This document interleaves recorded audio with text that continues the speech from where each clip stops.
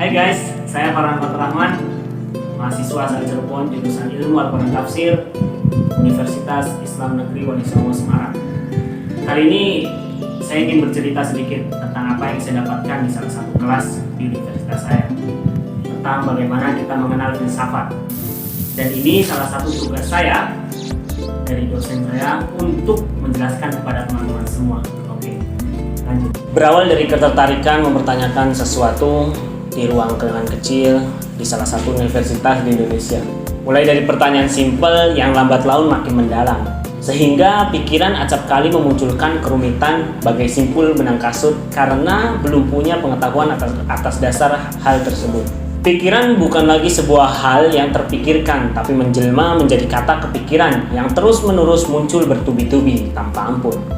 Hal ini yang seringkali jika direnungkan menjadi sebuah benang merah bahwa Sang Logos menginginkan saya untuk mengenal apa yang disebut filsafat. Dulu seringkali kita bertanya bahwasanya Tuhan itu ada atau tidak.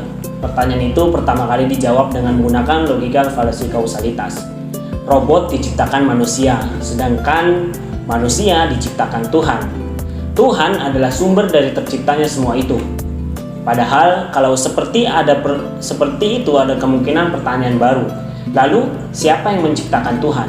Lalu muncul sebuah argumen, ada asap pasti ada api, adanya manusia pasti ada pencipta alam. Semesta yang begitu kompleks ini pasti ada yang menciptakan. Ya, sudah diduga pasti yang timbul adalah kesalahan logika. Lagi jenisnya sama seperti post hoc ergo propter hoc. Pergulatan argumen tak kunjung selesai hingga hari-hari berikutnya. Muncul senior saya yang menjelaskan sedikit tentang pengetahuannya. Jika saya memiliki uang di saku celana dan kalian tidak tahu bahwa saya memiliki uang, masihkah dapat disebut bahwa saya memiliki uang atau saya ada uang? Saya dan kawan saya memilih pendapat yang berseberangan. Dia memilih ada, sedangkan saya memilih tidak ada. Ketika ditanya, kenapa kalian memilih jawaban itu?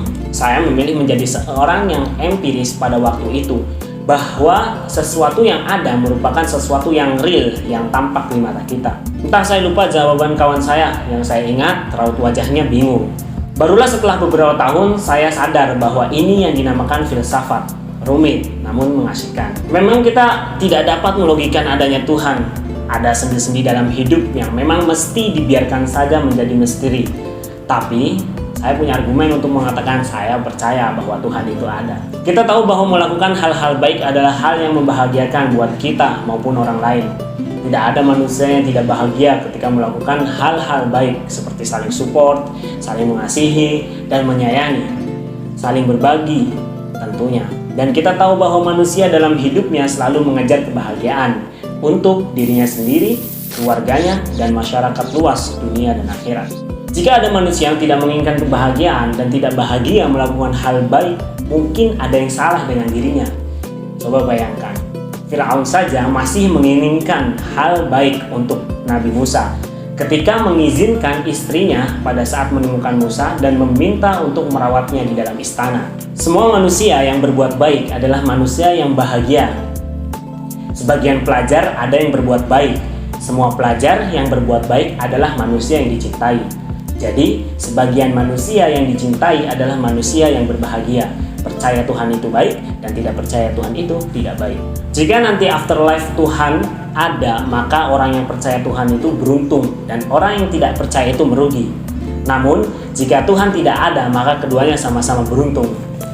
Hasil kemungkinan yang diperoleh 2:1. Tapi apakah afterlife itu ada? Lagi-lagi bukan logika yang menjawab, tetapi keimanan.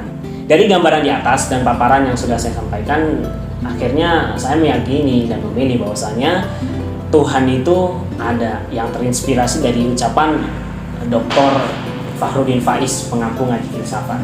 Ucapan senior saya di kampus akhirnya saya ketahui bahwa setelah saya menerjunkan diri untuk mencari apa itu filsafat, mulai dari beberapa buku, video, dan kajian daring di beberapa komunitas filsafat yang ada.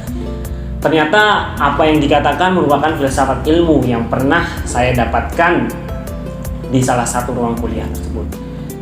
Sayang sekali, padahal filsafat ilmu merupakan sebuah ajaran untuk lebih dalam mengenal apa sesuatu yang kita sebut ada, bagaimana kita tahu bahwa kita tahu itu ada, dan apa manfaat dari sesuatu yang ada dan kita tahu apa manfaat tersebut.